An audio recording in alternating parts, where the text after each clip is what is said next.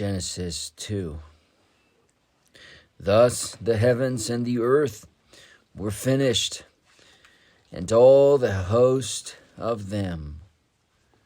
And on the seventh day God ended his work which he had made, and he rested on the seventh day from all his work which he had made.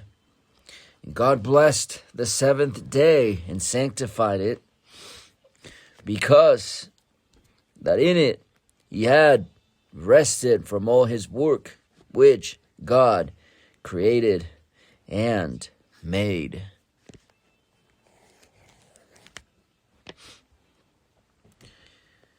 These are the generations of the heavens and of the earth when they were created. In the day that the Lord God made the earth and the heavens.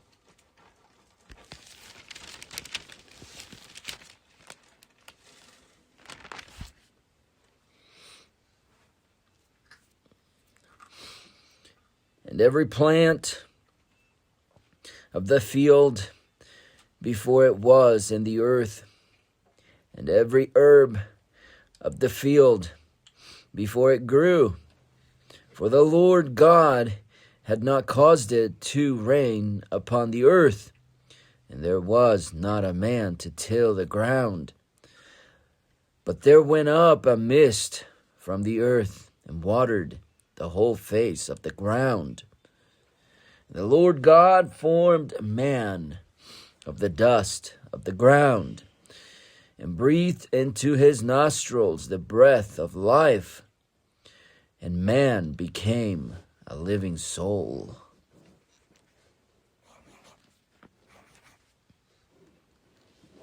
The Lord God planted a garden eastward in Eden, and there he put the man whom he had formed.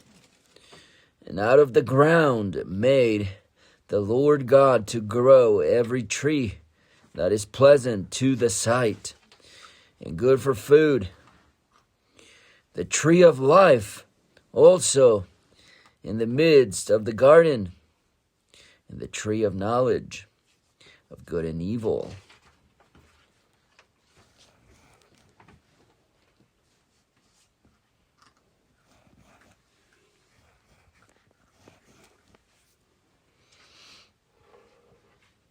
And a river went out of Eden to water the garden, and from thence it was parted and became into four heads.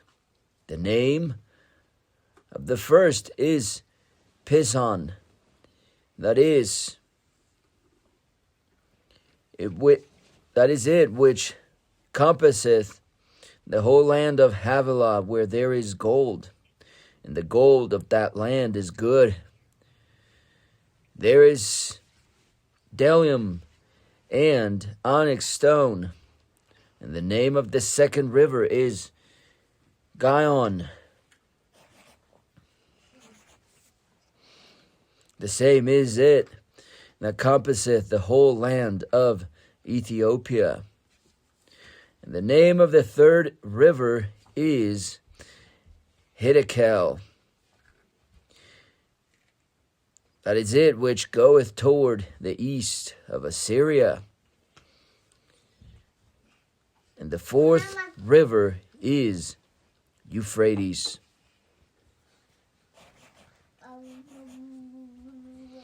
And the Lord God took the man and put him into the garden of Eden to dress it and to keep it. The Lord God commanded the man, saying, of every tree of the garden thou mayest freely eat, but of the tree of the knowledge of good and evil thou shalt not eat of it. For in the day that thou eatest thereof, thou shalt surely die.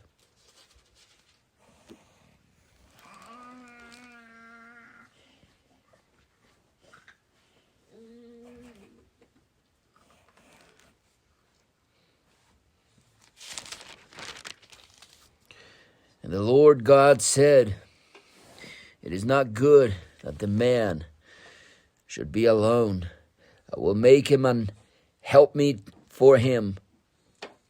And out of the ground the Lord God formed every beast of the field, and every fowl of the air, and brought them unto Adam, to see what he would call them. And whatsoever Adam called every living creature, that was the name thereof. And Adam gave names to all cattle, and to the fowl of the air, and to every beast of the field. But for Adam there was not found an helpmeet for him. And the Lord God caused a deep sleep to fall upon Adam, and he slept. And he took one of his ribs, and closed up the flesh instead thereof. And the rib which the Lord God had taken from man made he a woman, and brought her unto the man. And Adam said, "This is now bone of my bones, and flesh of my flesh. She shall be called woman, because she was taken out of man."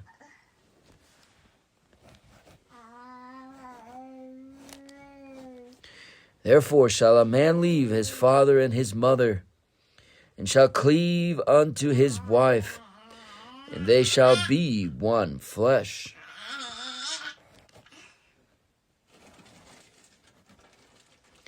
And they were both naked, the man and his wife, and were not ashamed. Genesis 3. Now the serpent was more subtle than any beast of the field which the Lord God had made. And he said unto the woman, Yea, hath God said, Ye shall not eat of every tree of the garden?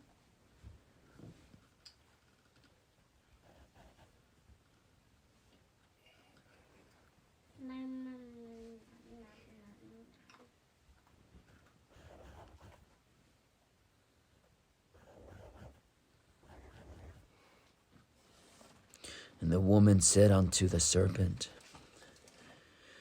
We may eat of the fruit of the trees of the garden, but of the fruit of the tree which is in the midst of the garden God hath said, Ye shall not eat of it, neither shall ye touch it, lest ye die.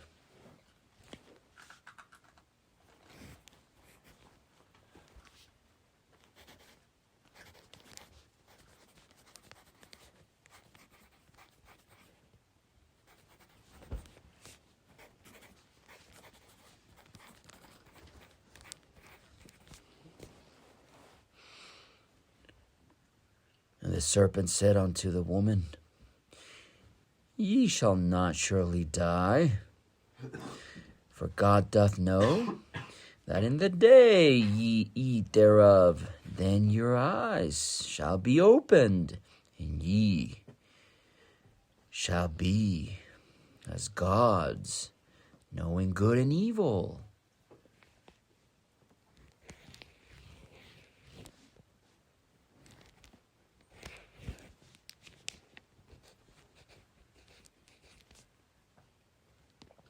When the woman saw that the tree was good for food, and that it was pleasant to the eyes, and a tree to be desired to make one wise, she took of the fruit thereof, and did eat, and gave also unto her husband with her, and he did eat. And the eyes of them both were opened, and they knew that they were naked, and they sewed fig leaves together, and made themselves aprons. And they heard the voice of the Lord God walking in the garden in the cool of the day. And Adam and his wife hid themselves from the presence of the Lord amongst the trees of the garden. The Lord God called unto Adam, and said unto him, Where art thou? And he said, I heard thy voice in the garden, and I was afraid because I was naked, and I hid myself. And he said, Who told thee that thou wast naked?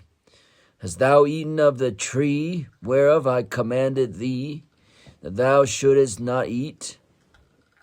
The man said, Mama, the woman whom thou gavest to be with me, she gave me of the tree, and I did eat.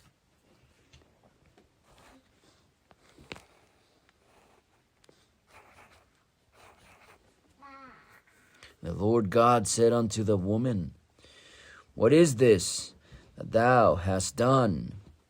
The woman said, The serpent beguiled me, and I did eat. The Lord God said unto the serpent, Because thou hast done this, thou art cursed above all cattle, and above every beast of the field. Upon thy belly shalt thou go, and dust shalt thou eat all the days of thy life. And I will put enmity between thee and the woman, and between thy seed and her seed, and it shall bruise thy head, and thou shalt bruise his heel.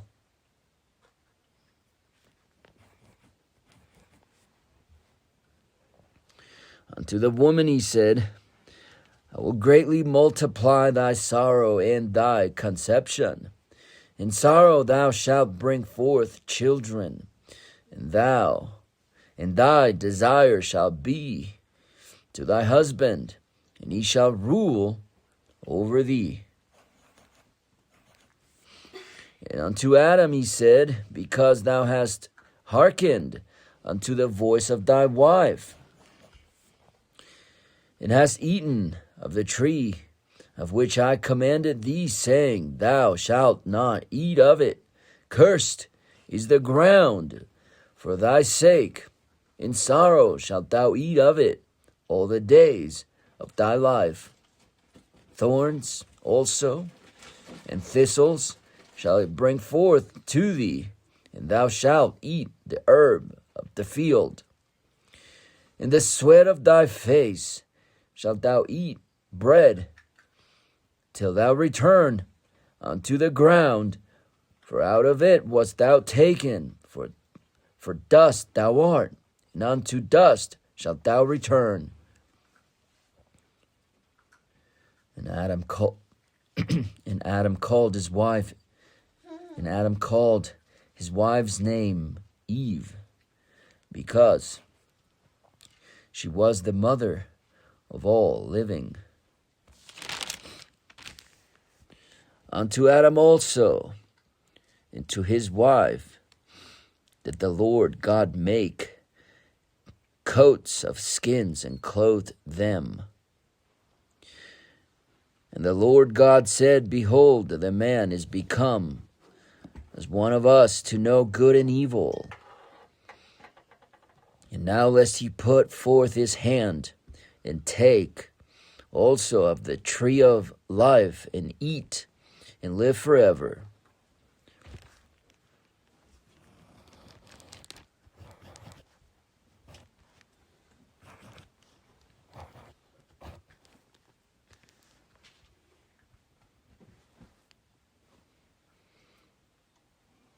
Therefore, the Lord God sent him forth from the Garden of Eden to till the ground from whence he was taken.